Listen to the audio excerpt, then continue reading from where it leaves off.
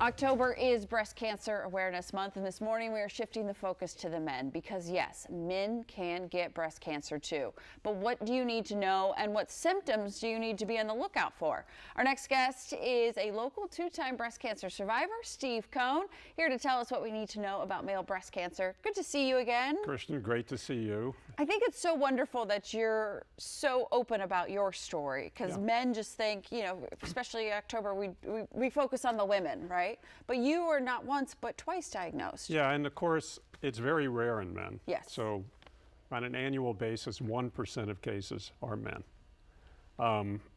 That's the good news, I guess. But unfortunately, most men who, first of all, men don't think they're going to get breast cancer. Yeah.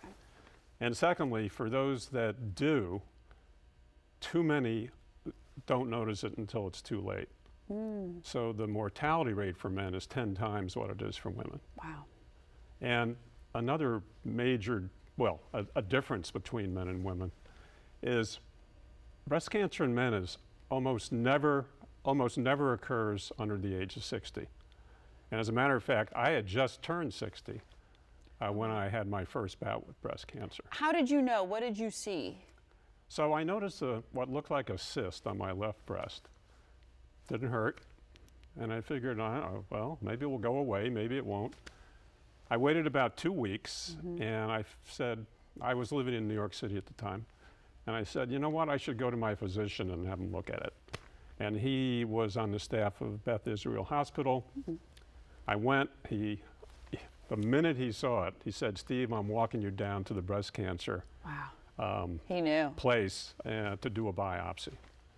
And sure enough, you know, I had a couple of tumors which they removed in 2010. And then, lo and behold, 2 years later, 2012, the cyst reappeared. Oh, wow. And so this time they did a PET scan and an MRI and showed that I had two, you know, not too large tumors. Another bout of surgery.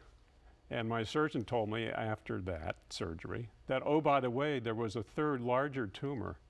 So thank God for surgeons. Yes. Because PET scan, MRI didn't pick up that other tumor.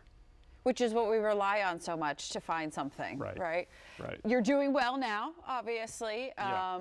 Kudos for you for getting in there, realizing something. We say all the time, like, if something doesn't seem right, you got to be your own advocate and ask for it. What are some of the risk factors that men should know about?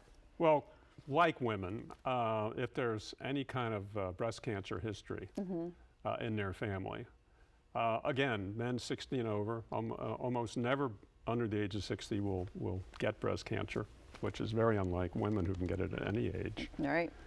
And men really, black men, for some reason, no one knows why, have a higher propensity to get breast cancer.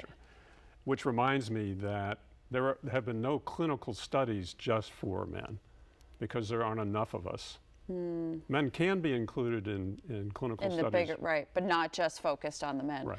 So having gone through what you've gone through and learning more about it as you've gone and talked about it over the years, what advice do you have for men out there? What do you really want them to know? That they can get it, that if they notice a lump or a cyst, they should immediately go to their doctor and have it checked out. And it probably isn't going to hurt. So, you know, like in my case, there was no pain. But men should be aware, especially over the age of 60. And also, treatment-wise, we assume that what works for women works for men. And also, men usually have the one form of breast cancer which is related to estrogen being out of control. And as a result of that, chemotherapy doesn't tend to work on men. Radiation does. But radiation can have side effects years later, which happened to me. Absolutely. So, well, thank you for always sharing your story and being open. And thank you for, you know, making people aware that men can Absolutely. get breast cancer. All you do for women as well. Thank you. I appreciate it. Much appreciated. So good to see you. And there's great organizations out there, but for more information, Steve recommends you check out the Male Breast Cancer Global Alliance at mbcglobalalliance.org.